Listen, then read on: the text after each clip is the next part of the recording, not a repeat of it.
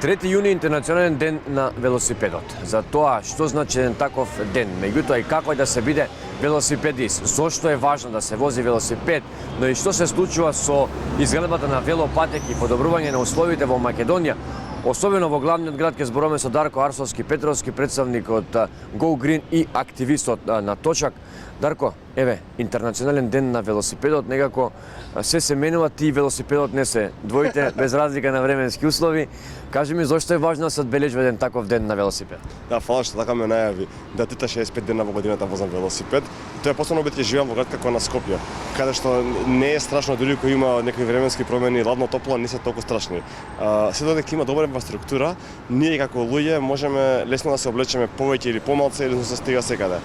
Ама тоа е кога имаме патеки кај што може да се движиме безбедно, кај што нема колени да се паркираат, кај што нема да не гасат по улици. Така да, важно е посебно за град како Скопје, бидејќи знаеме колку тешко се стига на било која локација, како се распа јавниот сообраќајен систем и посебно бидејќи е блиску. Скопје е рамен град, се е на мала дистанца, можеме многу лесно стигнеме, со дека имаме патеки кои што може да возиме. Од кога некако го користиш Точакот како превозно средство? Помна ти дека Скопје е мало место, рамно. Објасни им тоа како изгледа еден ден со велосипед за да си заврши сите тие обврски што треба да ги имаш. Како е да се биде велосипедист во градот и од кога ти почна да го користиш велосипед? Јас почнав да користам активно велосипед, не зборам кога бев дете низ мало кога возев, кога бев 4-та година средно. До тогаш идев секогаш на училиште со такси, автобус, ме ставам моите со кола, понекаде веќе живеев дистанца од 4 километри. И кој еден другар фатив дека он иде секој ден со Точак, викам чекам да се пробам јас.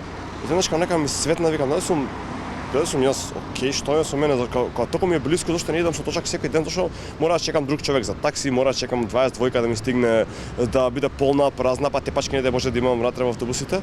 И од тој момент реков, окей, од сега идам секогаш секаде. На факултет, на работа, со деца, во парк вчера имаше многу добри настани, со што возевме заедно со нив. Буквално нема моменти, локација кај што во Скопје не сум бил со Точак, кај што можам да стигам секогаш.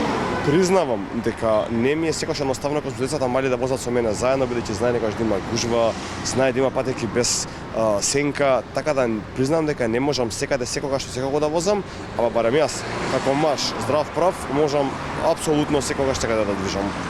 Еве кога сме веќе кај условите, ти убаво кажа на почетокот доколку инфраструктурата како што треба може да се стигнува секаде навремено и безбедно.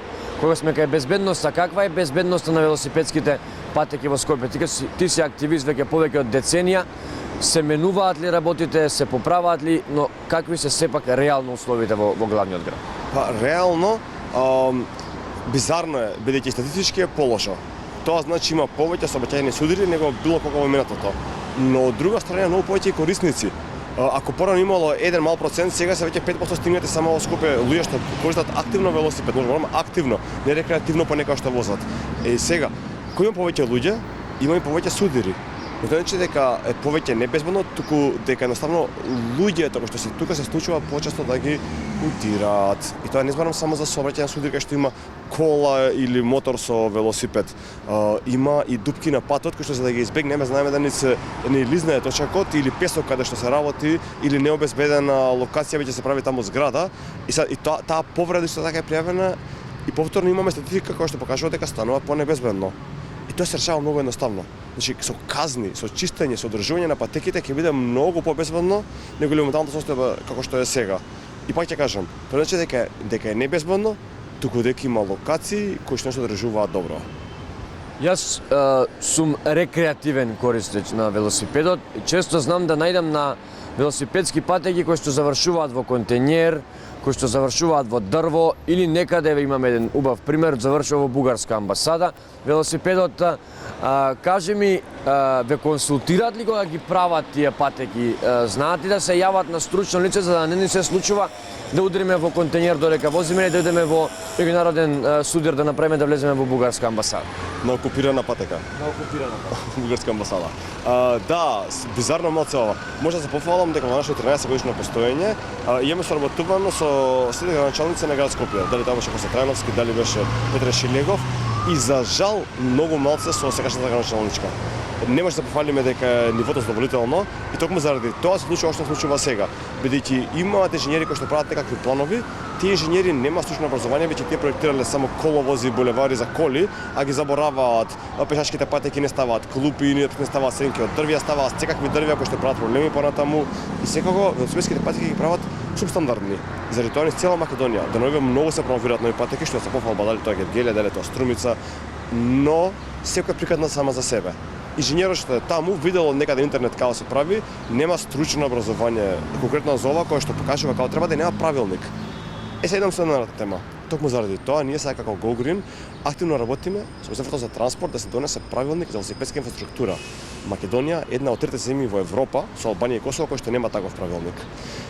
На добар пат сме, верувам дека летово ќе го донесат, се разбериме некои законски измени кои што не знам како се одвиваат, но кога ќе постои таков правилник, секој нареден инженер точно ќе знае, на страна 32 пишува дека треба да е оволку широка, дека треба да има тука стопчиња, дека треба да заврши со леан равник, а не да е каша попара секоја патека кој што викаш некаде да заврши во контењер, некаде во бугарска кола.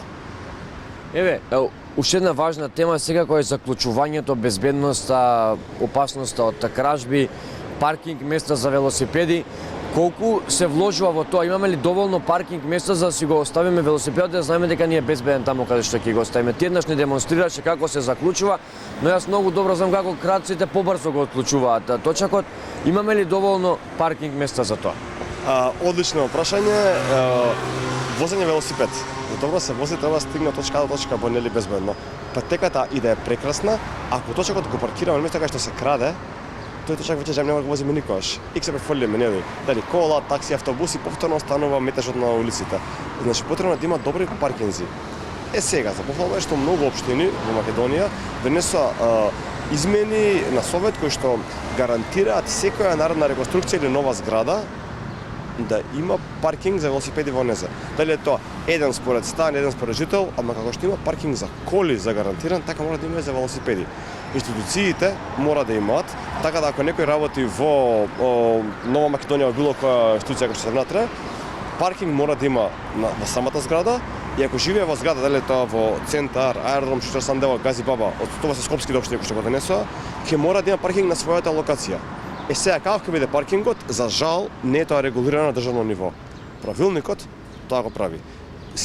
Сочувам секој што прави паркинг мора да биде висок, мора да биде на 2 места може да се врзе точакот.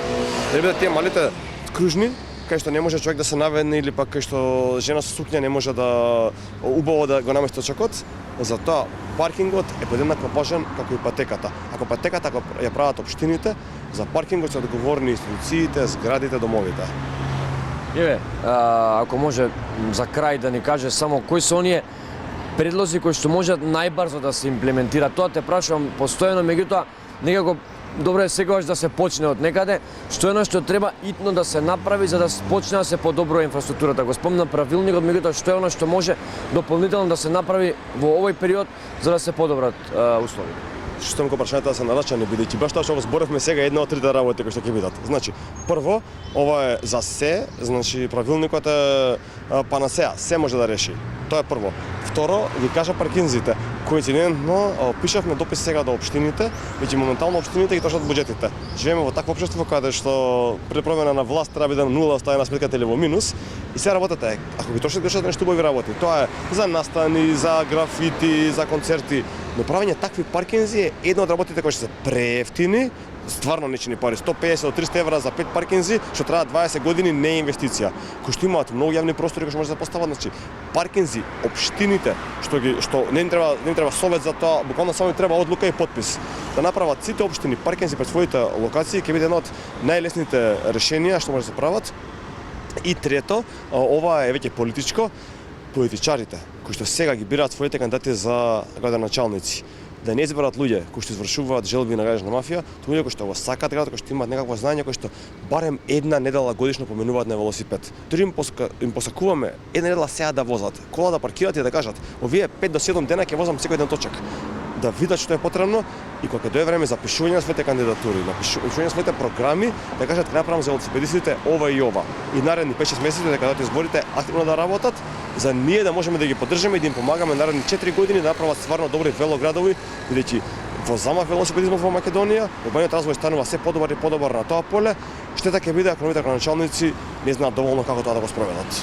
Дарко, ти благодарам за разговорот и бидејќи интернационален ден, ти го честитам денот како велосипедист и посакувам побезбедни улици во главниот град не секаде во Македонија. Фала и уште долго да славиме.